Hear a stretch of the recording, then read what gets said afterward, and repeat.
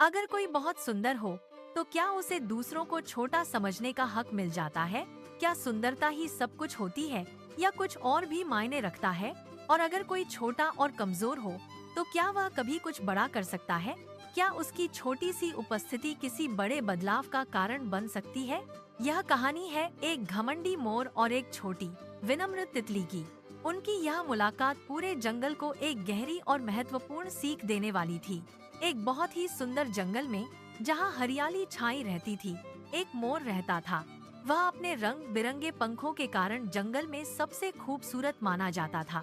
जब भी बारिश आती, वह अपने शानदार पंख फैलाकर खुशी से नाचने लगता था। जंगल के सभी जानवर उसकी इस अद्भुत सुंदरता को देखकर हैरान रह जाते थे। मोर को अपनी इस अद्वितीय सुंदरता पर बहुत अधिक घमंड हो गया था। वह अक्सर खुद को दूसरों से बेहतर समझने लगा था, अपनी शान में चूर रहता था। एक धूप वाले दिन एक छोटी सी रंगीन तितली उसके पास उड़कर आई। तितली ने मोर के पास आकर उसकी सुंदरता की सच्ची तारीफ की। उसने विनम्रता से कहा, तुम सचमुच बहुत ही सुंदर हो मोर भाई। मोर ने पहले तो एक हल्की सी मुस्कान दी, उसकी तारीफ सुनकर खुश हुआ, लेकिन फिर अपने घमंड में आकर उसने तितली को नीचा दिखाने की कोशिश की। उसने कहा, और तुम तो बस एक छोटी सी साधारण सी तितली हो। मोर के इन कठोर शब्दों को सुनकर जंगल के बाकी जानवर चुप हो गए। तितली को मोर की बात सुनकर थोड़ा दुख हुआ, उसके दिल को ठेस लगी, लेकिन उसने कोई जवाब नहीं दिया। अपने दुख को अंदर ही छिपा लिया। वह बस धीरे धीरे शांति से फूलों के बीच उड़ती रही, अपनी दुनिया में खो गई। मोर ने फिर से अपने भव्य पंख फैलाए, अपनी शान दिखाने लगा। वह चाहता था कि सभी उसकी सुंदरता की प्रशंसा करें और उसे देखें। अचानक आकाश में काले बादल छा गए और जंगल में एक तेज तूफान आ गया। हवा इतनी तेजी से चलने लगी कि मोर के लिए उड़ना असंभव हो गया। उसके बड़े और भारी पंख हवा के झोंकों में बुरी तरह से उलझ गए। मोर बहुत डर गया, उसे अपनी जान का खतरा महसूस होने लगा। वह अपने भारी पंखों के कारण उड़ नहीं पा रहा था और फंस गया था। ठीक उसी समय वही छोटी तितली वापस आई, जो पहले मोर से मिली थी। वह हवा में हल्के हल्के उड़ते हुए एक सुरक्षित और मजबूत पेड़ की ओर गई। उसने मोर को देखा और बिना किसी झिझक के उसकी मदद करने का फैसला किया। तितली ने मोर से कहा, घबराओ मत, मेरे पीछे आओ, मैं तुम्हें रास्ता दिखाती हूँ। मोर ने तितली की बात मानी और उसके पीछे पीछे चलने लगा। तितली अपनी फुर्ती से रास्ता दिखाती रही, उसे सुरक्षित स्थान की ओर ले गई। अंततः मोर एक सुरक्षित जगह पर पहुँच गया, जहाँ तूफान का असर कम था। धीरे धीरे तूफान शांत हो गया और जंगल में फिर से शांति छा गई।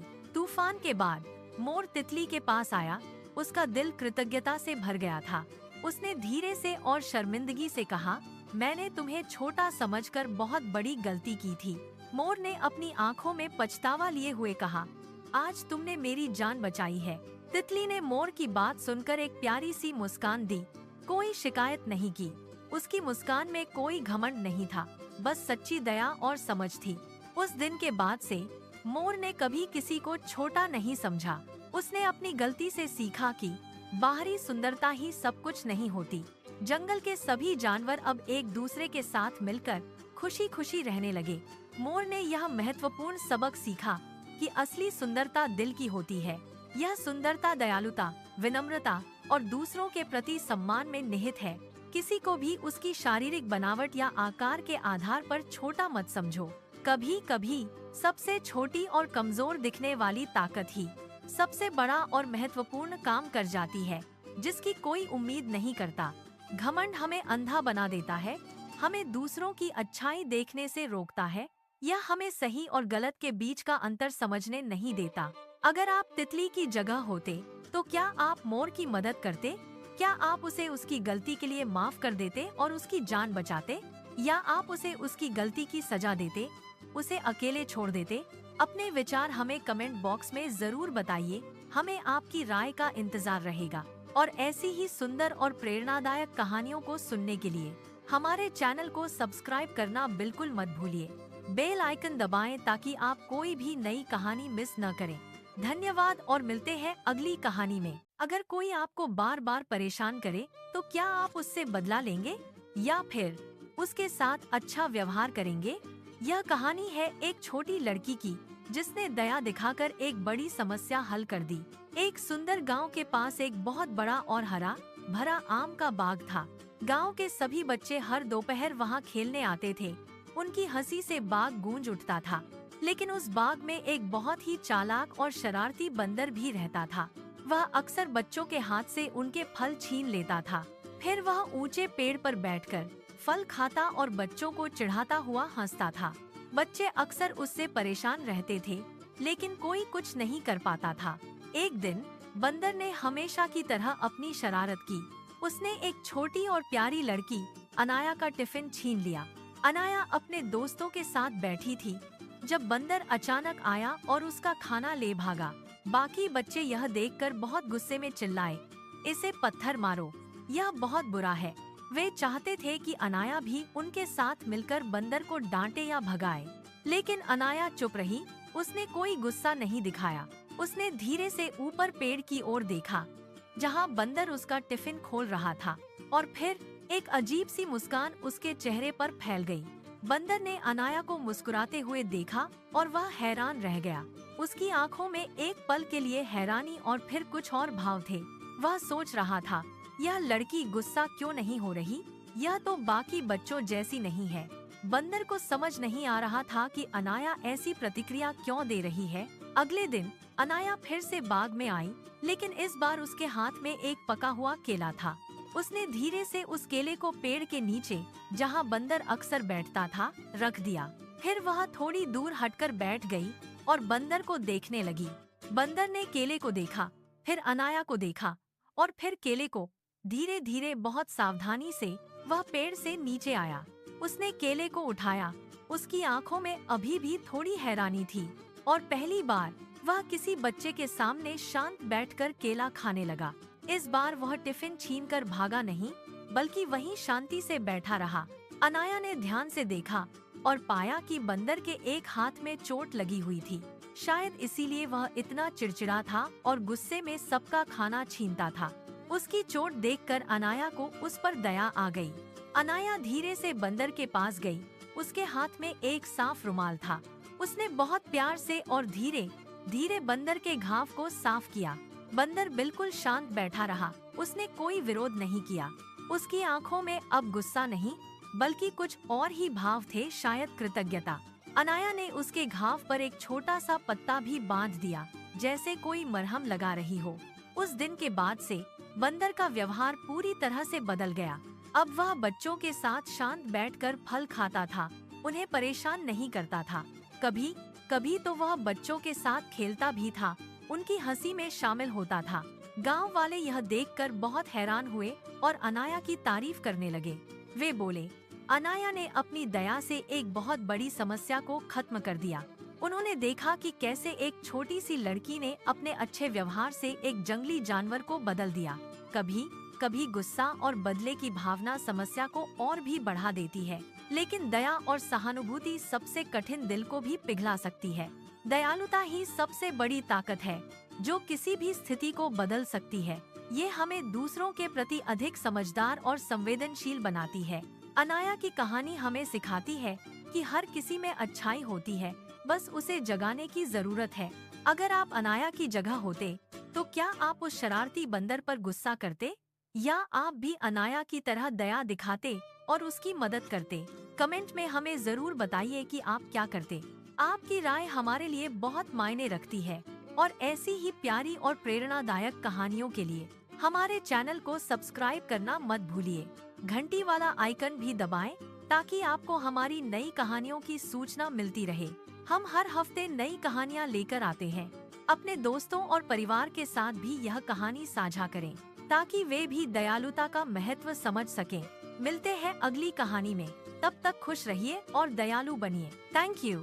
अगर कोई बहुत चालाक बनकर दूसरों को धोखा देने लगे, तो क्या वह हमेशा जीतता है, या एक दिन उसी की चाल उसी पर भारी पड़ जाती है? यह कहानी है एक बूढ़े बाघ की, जिसने लालच में आकर एक बड़ी गलती कर दी।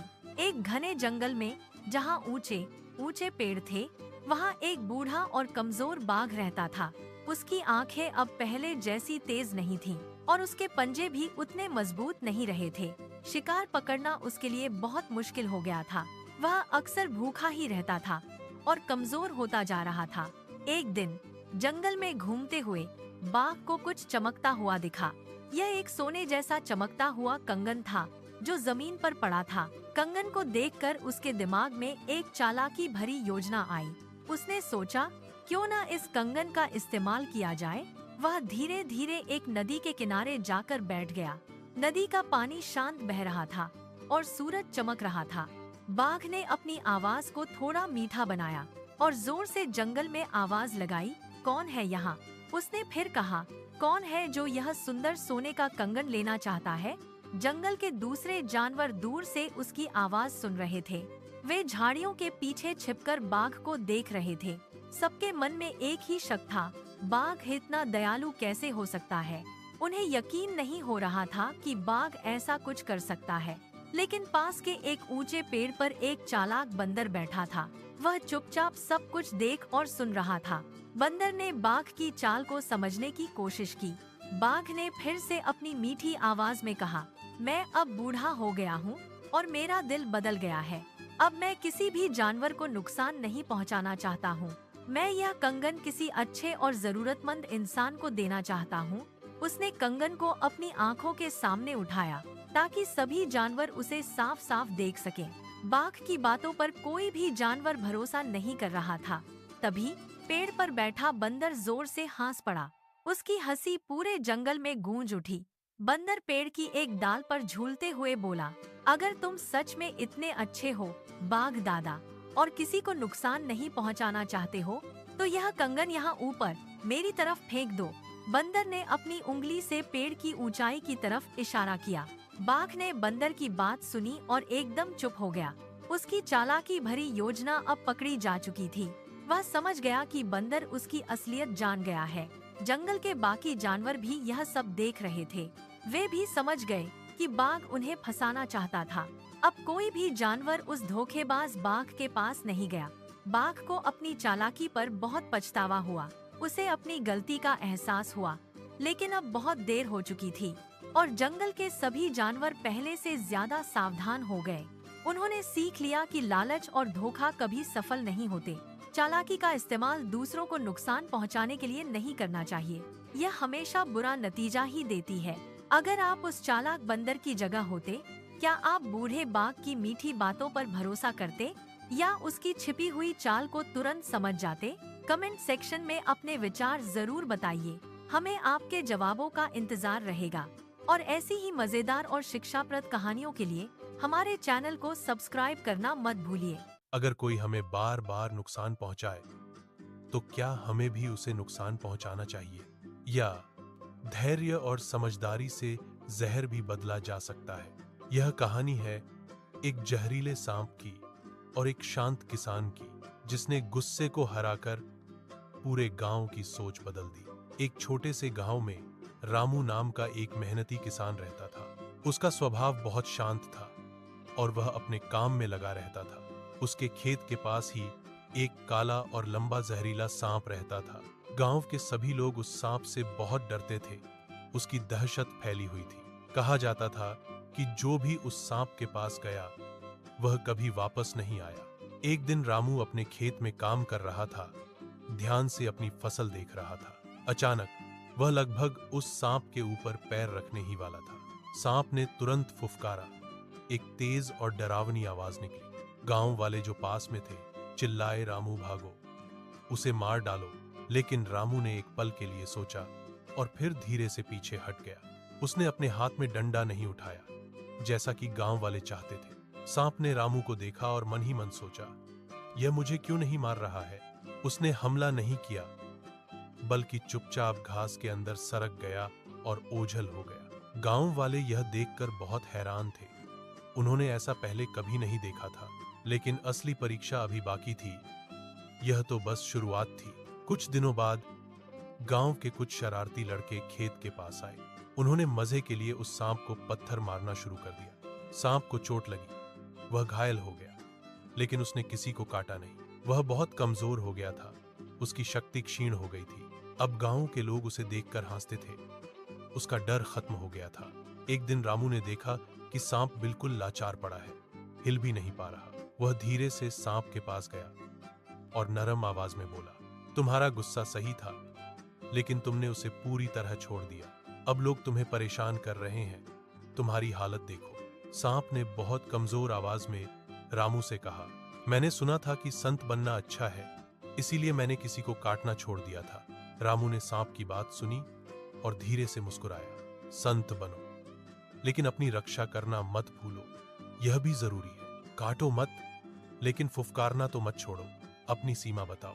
सांप ने रामू की बात को ध्यान से सुना और उसकी सलाह समझ गया। उस दिन से उसने किसी को काटा नहीं, अपनी नई सीख को अपनाया। लेकिन जब कोई उसके पास आता तो वह जोर से फुफकारता था। उसकी फुफकार में एक चेतावनी थी जो लोगों को दूर रखती थी। धीरे धीरे गांव वाले फिर से उससे डरने लगे, उसकी फुफकार से। लेकिन अब कोई उसे पत्थर नहीं मारता था, क्योंकि वे उसकी सीमा समझते थे। सांप अब शांति से रहने लगा, उसे कोई परेशान नहीं करता था। और रामू ने गांव वालों को इस घटना का महत्व समझाया। डर फैलाने से नहीं, बल्कि अपनी सीमा दिखाने से सम्मान मिलता है। उसने बताया कि अपनी रक्षा करना भी उतना ही जरूरी है जितना शांत रहना। गुस्सा जहर की तरह होता है, जो अगर बेकाबू हो तो नुकसान पहुंचाता है। उसे दूसरों पर उगलोगे तो केवल नुकसान ही होगा और कुछ नहीं। लेकिन अगर उसे नियंत्रित करना सीखोगे तो वही जहर तुम्हारी रक्षा बन सकता है। यह तुम्हें दूसरों से बचाएगा और तुम्हारी गरिमा बनाए रखेगा। संत बनो, लेकिन कमजोर नहीं। अपनी शक्ति को पहचानो, अपनी आत्मरक्षा की क्षमता को कभी मत भूलो। यह जीवन का एक महत्वपूर्ण सबक है। रामू की इस सीख ने पूरे गांव की सोच बदल दी। उन्होंने समझा कि हर चीज का एक सही उपयोग होता है। सांप ने भी अपनी नई जिंदगी में शांति और सम्मान पाया। यह कहानी हमें सिखाती है कि संतुलन कितना महत्वपूर्ण है। अगर आप रामू की जगह होते तो क्या करते? अपनी राय जरूर बताइए। कमेंट में अपने विचार साझा करें, हम उन्हें पढ़ना चाहेंगे। और ऐसी सीख भरी कहानियों के लिए हमारे चैनल को सब्सक्राइब करना न भूलें। हर हफ्ते नई कहानियां और प्रेरणादायक संदेश। जुड़े रहें और ज्ञान प्राप्त करें। धन्यवाद और फिर मिलेंगे। देखते रहें और सीखते रहें। अगर कोई बहुत सुंदर हो तो क्या उसे दूसरों को नीचा दिखाने का हक मिल जाता है? यह कहानी है एक ऐसे मोर की जिसे अपनी सुंदरता पर बहुत घमंड था। वह अपनी सुंदरता के आगे बाकी सभी पक्षियों को छोटा और तुच्छ समझता था। लेकिन एक दिन ऐसा हुआ जिसने उसके इस घमंड को पूरी तरह से तोड़ दिया। एक हरे भरे जंगल में, जहाँ पेड़ों की छांव गहरी थी, एक बहुत सुंदर मोर रहता था। उसके पंख इतने चमकदार थे कि वे इंद्रधनुष के सभी रंगों को समेटे हुए लगते थे। जब भी बारिश की बूंदें धरती पर गिरती, वह अपने भव्य पंखों को फैलाकर नाचता था। जंगल के सारे जानवर उसे देखकर हैरान रह जाते और उसकी सुंदरता की प्रशंसा करते। मोर को अपनी इस अद्भुत सुंदरता पर बहुत अधिक घमंड था, जो उसके व्यवहार में झलकता था। वह अक्सर अपनी गर्दन ऊंची करके कहता, देखो मुझे, पूरे जंगल में मुझ जैसा सुंदर कोई नहीं है। उसकी आवाज में एक अजीब सा अहंकार होता, मानो वह सबसे श्रेष्ठ हो। पास ही एक साधारण सा कौआ रहता था, जिसके पंख काले और सादे थे। उसकी आवाज भी मीठी नहीं थी, बल्कि कर्कश और साधारण सी थी। एक दिन मोर ने कौए को देखा और उसका मजाक उड़ाते हुए कहा, तुम तो बिल्कुल साधारण हो, ना तुम में रंग है, ना तुम्हारी आवाज सुंदर है। कौआ चुपचाप मोर की बातें सुनता रहा। उसने कोई जवाब नहीं दिया। उसे क्या पता था कि जल्द ही वक्त बदलने वाला है और परिस्थितियां करवट लेंगी। कुछ दिनों बाद जंगल में अचानक एक भयंकर तूफान आ गया, जिसने सब कुछ हिला दिया। तेज हवाएं चल रही थीं, मूसलाधार बारिश हो रही थी और पेड़ जड़ से उखड़ने लगे थे। जंगल के सभी पक्षी और जानवर अपनी जान बचाने के लिए सुरक्षित जगह ढूंढने लगे। मोर ने भी उड़ने की कोशिश की ताकि वह कहीं सुरक्षित ठिकाना पा सके, लेकिन उसके भारी और लंबे पंख हवा में बुरी तरह उलझ गए, जिससे उसे उड़ने में परेशानी हुई। वह ऊपर ज्यादा दूर उड़ नहीं पाया और नीचे की ओर गिरने लगा। तेज हवा ने उसके सुंदर पंखों को बुरी तरह से झकझोर दिया और उन्हें नुकसान पहुंचाया। मोर घबराकर चिल्लाया, कोई मेरी मदद करो, मैं उड़ नहीं पा रहा हूँ। तभी वही साधारण कौआ तेजी से उसके पास आया, अपनी उड़ान में निपुण। कौआ हल्का था और उसकी उड़ान मजबूत थी। वह हवा में आसानी से उड़ सकता था। उसने पहले ही ऊपर से एक सुरक्षित जगह ढूंढ ली थी, जहाँ तूफान का असर कम था। कौए ने मोर को देखा, जो अपनी सुंदरता के कारण संकट में था। शांत स्वर में कौआ बोला, सिर्फ सुंदरता से काम नहीं चलता, कभी कभी सरलता और ताकत जरूरी होती है। उसने मोर को सहारा दिया और उसे हिम्मत बौंधाई ताकि वह घबराए नहीं। कौए ने बाकी पक्षियों को भी मदद के लिए बुलाया, जो उसकी बात मानते थे। सबने मिलकर मोर को एक सुरक्षित जगह तक पहुंचाया, जहां वह तूफान से बच सके। धीरे धीरे तूफान शांत हो गया और बारिश भी रुक गई। जंगल में शांति लौटी। मोर ने अपने टूटे हुए और बिखरे हुए पंखों को देखा, जो अब पहले जैसे सुंदर नहीं थे। उसे इस बात का गहरा एहसास हुआ कि जिस सुंदरता पर उसे इतना घमंड था, वही सुंदरता संकट के इस समय में उसके किसी काम नहीं आई, बल्कि बाधा बनी। वह शर्मिंदा होकर कौए के पास गया। उसकी आंखों में पछतावा था। मोर ने धीमी आवाज में कहा, मुझे माफ कर दो, मैंने तुम्हें कमजोर समझा था। कौआ मुस्कुराया और बोला, हर किसी की अपनी खासियत होती है मोर भाई। उसने मोर को समझाया कि बाहरी सुंदरता से ज्यादा महत्वपूर्ण आंतरिक गुण होते हैं। मोर ने अपनी गलती स्वीकार की और कौए का धन्यवाद किया। उस दिन से मोर बदल गया। उसने अपने घमंड को त्याग दिया। वह अब सभी पक्षियों के साथ विनम्रता से पेश आता था। उसने सीखा कि सच्ची दोस्ती और विनम्रता ही सबसे बड़ी संपत्ति है। जंगल के सभी पक्षी अब मोर के इस बदलाव से खुश थे। मोर ने कौए को अपना सच्चा मित्र मान लिया और उसकी बुद्धिमत्ता की सराहना की। सुंदरता असली ताकत नहीं होती, यह केवल एक बाहरी आवरण है। असली ताकत होती है विनम्रता, जो हमें दूसरों से जोड़ती है। असली ताकत होती है बुद्धि, जो हमें सही राह दिखाती है। और सबसे बढ़कर सच्ची दोस्ती, जो हर मुश्किल में साथ खड़ी रहती है। घमंड हमेशा हमें गिरा देता है और हमें अकेला कर देता है। यह हमें दूसरों से दूर कर देता है और हमारी असली पहचान छिपा देता है। इसलिए हमें कभी भी अपनी किसी भी खासियत पर घमंड नहीं करना चाहिए, बल्कि हमें विनम्र रहना चाहिए और दूसरों का सम्मान करना चाहिए। याद रखें, बाहरी चमक से ज्यादा महत्वपूर्ण आंतरिक गुण होते हैं। जैसे कौए की सरलता और बुद्धिमत्ता ने मोर की जान बचाई। यह कहानी हमें सिखाती है कि विनम्रता ही सच्ची सुंदरता है और दोस्ती का हाथ बढ़ाना ही सबसे बड़ा गुण है। घमंड छोड़ो, विनम्र बनो और सच्चे दोस्त बनाओ। अगर कोई बहुत ताकतवर हो जाए तो क्या वह हमेशा सही हो जाता है? यह कहानी है एक ऐसे शेर की जिसे अपनी ताकत पर बहुत घमंड था। उसने अपने डर से पूरे जंगल को सहमा रखा था, लेकिन एक छोटे से खरगोश ने उसे ऐसा सबक सिखाया जो वह कभी भूल नहीं पाया। एक घने जंगल में एक बहुत ही शक्तिशाली शेर रहता था। वह अपनी ताकत पर बहुत इतराता था और उसका घमंड आसमान छूता था। हर दिन वह जंगल के बाकी जानवरों को डराता और कहता, मैं ही इस जंगल का राजा हूँ, मेरी बात सबको माननी ही पड़ेगी। शेर की दहाड़ सुनकर डर के मारे सारे जानवर कांपते रहते थे। उन्हें हर पल शेर के गुस्से का डर सताता रहता था, लेकिन उसे क्या पता था कि उसका यही घमंड उसकी सबसे बड़ी कमजोरी बनने वाला है। एक दिन उस घमंडी शेर ने जंगल में एक नया और भयानक ऐलान किया। उसने कहा, अब से मैं खुद शिकार करने नहीं जाऊंगा। हर दिन जंगल का एक जानवर खुद मेरे पास आएगा, मेरे भोजन के लिए। यह सुनकर सारे जानवर भयभीत हो गए। उनकी आंखों में उदासी छा गई। उन्होंने मजबूरी में शेर की बात मान ली, क्योंकि उनके पास कोई और रास्ता न था। हर दिन एक बेचारा जानवर अपनी बारी आने पर शेर के पास जाने लगा। धीरे धीरे पूरे जंगल में एक गहरा और भयानक सन्नाटा छा गया। जानवरों की खुशी और चहचहाहट कहीं खो गई थी। एक दिन उस भयानक प्रथा में बारी आई एक छोटे से खरगोश की। बाकी जानवर बहुत दुखी थे।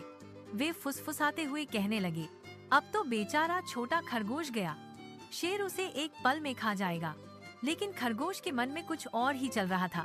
वह अपनी छोटी छोटी चालों से धीरे धीरे शेर की गुफा की ओर चला। वह जानबूझकर रास्ते में देर करता रहा ताकि शेर को और भूख लगे। शेर अपनी गुफा में भूख से बुरी तरह तड़प रहा था। उसकी दहाड़ें गूंज रही थीं। जब खरगोश बहुत देर से पहुंचा तो शेर गुस्से में आग बबूला हो गया। शेर ने भयानक गर्जना करते हुए पूछा, इतनी देर क्यों हुई तुम्हें? और तुम इतने छोटे हो, मेरा पेट कैसे भरेगा सिर्फ तुमसे? खरगोश डरने का नाटक करते हुए कांपती आवाज में बोला, महाराज, रास्ते में मुझे एक और शेर मिल गया था। उसने मुझे रोक लिया था और मुझे यहाँ आने नहीं दे रहा था। यह सुनकर शेर की आंखें गुस्से से लाल हो गईं। वह हैरान भी था। उसने दहाड़ते हुए पूछा, क्या इस जंगल में दूसरा शेर? यह कैसे हो सकता है? खरगोश ने अपनी बात जारी रखी। हाँ महाराज, उसने कहा कि वही असली राजा है और उसने आपको चुनौती दी है कि आप उसके सामने नहीं टिक सकते। यह सुनते ही शेर का अहंकार और भी भड़क उठा। उसकी आंखों में आग थी। वह गुस्से से बोला, चलो अभी दिखाओ मुझे वो कौन है, मैं उसे अभी सबक सिखाता हूँ। खरगोश उसे जंगल के बीचों बीच एक बहुत पुराने कुएं के पास ले गया। कुएं के पास पहुंचकर खरगोश ने शेर से उसमें झांकने को कहा।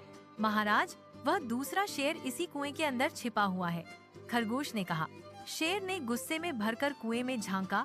उसकी आंखें बदला लेने को आतुर थीं। उसे कुएं के शांत पानी में अपनी ही परछाई दिखाई दी। पानी में अपनी परछाई को देखकर शेर को लगा कि वह वाकई दूसरा शेर है। उसने गुस्से में दहाड़ लगाई और कुएं के अंदर से भी वैसी ही आवाज गूंजी, गुर्र। शेर को लगा कि दूसरा शेर भी उसे चुनौती दे रहा है। गुस्से में अंधा होकर बिना कुछ सोचे समझे वह सीधे कुएं में कूद गया। पानी में गिरते ही उसे अपनी मूर्खता और गलती का एहसास हुआ, लेकिन तब तक बहुत देर हो चुकी थी। वह कुएं से बाहर नहीं निकल पाया। जंगल में पहली बार सन्नाटा नहीं बल्कि खुशी और राहत की लहर थी। सारे जानवर शेर के आतंक से मुक्त होकर बहुत खुश हुए। छोटे से खरगोश ने अपनी बुद्धिमानी से पूरे जंगल को बचा लिया था। याद रखिए, ताकत से बड़ा होता है बुद्धि और समझदारी, और अहंकार हमेशा इंसान को अंधा कर देता है। उसे सही गलत नहीं दिखता। यह कहानी हमें सिखाती है कि घमंड का नतीजा हमेशा बुरा होता है। अगर आप खरगोश की जगह होते तो इस स्थिति में क्या करते? अपने विचार हमें कमेंट में जरूर बताएं और ऐसी ही प्यारी और ज्ञानवर्धक कहानियों के लिए हमारे चैनल को सब्सक्राइब करना मत भूलिए। अगर कोई बहुत सुंदर हो तो क्या वही सबसे अच्छा इंसान होता है, या असली सुंदरता दिल के अंदर छुपी होती है? यह कहानी है एक प्यारी लड़की ओजस्वी की, जिसने पूरे गांव को असली सुंदरता का मतलब सिखाया। एक सुंदर गांव में ओजस्वी नाम की एक छोटी लड़की रहती थी। उसकी बड़ी बड़ी चमकती आंखें थीं, जो हमेशा खुश दिखती थीं। ओजस्वी का चेहरा हमेशा एक प्यारी मुस्कान से खिला रहता था। गांव के सभी लोग उसे बहुत पसंद करते थे और कहते थे, ओजस्वी बहुत सुंदर है, बिल्कुल चांद जैसी। लेकिन ओजस्वी को अपनी इस बाहरी सुंदरता पर कभी घमंड नहीं हुआ। वह हमेशा विनम्र और दयालु बनी रहती थी। एक दिन गांव में एक नई लड़की आई, जिसका नाम राधा था। राधा बहुत गरीब दिख रही थी। उसके कपड़े पुराने और फटे हुए थे। गांव के कुछ शरारती बच्चे उसे देखकर हंसने लगे। वे राधा का मजाक उड़ाने लगे। देखो इसे, कितनी अजीब लगती है ये। राधा के चेहरे पर उदासी छा गई और उसकी आंखों में आंसू भर आए। वह चुपचाप एक कोने में खड़ी होकर रोने लगी। ओजस्वी यह सब दूर से देख रही थी। उसका दिल दुख से भर गया। अब उसके सामने दो रास्ते थे, या तो वह चुपचाप खड़ी रहे या फिर सही के लिए आवाज उठाए और राधा की मदद करे। कुछ पल के लिए पूरा खेल का मैदान शांत हो गया था। सभी बच्चे ओजस्वी की तरफ देख रहे थे। क्या वह कुछ करेगी? ओजस्वी ने एक गहरी सांस ली और धीरे धीरे राधा की ओर बढ़ी। उसने राधा का छोटा सा हाथ अपने हाथ में लिया। ओजस्वी ने राधा की तरफ देखकर एक प्यारी सी मुस्कान दी। उसने प्यार से कहा, तुम बहुत अच्छी हो राधा। ओजस्वी ने आगे कहा, और जो दिल से अच्छा होता है वही इंसान सबसे सुंदर होता है। असली सुंदरता भीतर होती है। ओजस्वी के इन शब्दों को सुनकर सभी बच्चे चुप हो गए। उन्हें अपनी गलती का एहसास होने लगा था। राधा अभी भी रो रही थी। उसने सिसकते हुए कहा, मेरे पास अच्छे कपड़े नहीं हैं, इसीलिए सब मेरा मजाक उड़ाते हैं। ओजस्वी ने राधा को दिलासा दिया और तुरंत अपने घर की ओर भागी। वह अपने कमरे में गई और अपनी अलमारी खोली। उसने अपने सबसे पसंदीदा और सुंदर कपड़े निकाले। ओजस्वी वापस आई और उसने वे कपड़े राधा को दे दिए। राधा ने हैरानी से उन कपड़ों को देखा। उसकी आंखों में चमक आ गई। पहली बार राधा के चेहरे पर एक सच्ची और प्यारी मुस्कान खिली। अगले दिन जब राधा नए कपड़ों में स्कूल आई तो सब उसे देखकर खुश हुए। बाकी बच्चों को भी अपनी गलती का पूरा एहसास हो चुका था। उन्होंने राधा से माफी मांगी और उससे दोस्ती करने के लिए आगे बढ़े। पूरा मैदान बच्चों की हंसी और खुशी से गूंज उठा। राधा अब अकेली नहीं थी, उसके पास बहुत सारे दोस्त थे। गांव के बुजुर्गों ने यह सब देखा और ओजस्वी की तारीफ की। वे बोले, ओजस्वी सच में सुंदर है। उसकी सुंदरता अद्वितीय है, क्योंकि उसका दिल सुंदर है जो दूसरों के लिए धड़कता है। चेहरे की सुंदरता तो समय के साथ बदल जाती है, यह कभी स्थायी नहीं रहती, यह ढल जाती है। लेकिन दिल की सुंदरता हमेशा चमकती रहती है, वह कभी फीकी नहीं पड़ती। असली सुंदर वही है जो दूसरों को खुश करना जानता है, जो दूसरों के दुख में साथ खड़ा होता है और मदद करता है। अगर आप ओजस्वी की जगह होते, क्या आप राधा की मदद करने के लिए आगे आते, या फिर आप चुपचाप खड़े रहते और कुछ नहीं करते? अपने विचार हमें कमेंट में जरूर बताइए, हमें आपके जवाबों का इंतजार रहेगा। और ऐसी ही प्यारी और प्रेरणादायक कहानियों के लिए हमारे चैनल को सब्सक्राइब करना मत भूलिए। बेल आइकॉन भी दबाएं ताकि कोई कहानी छूटे नहीं। धन्यवाद।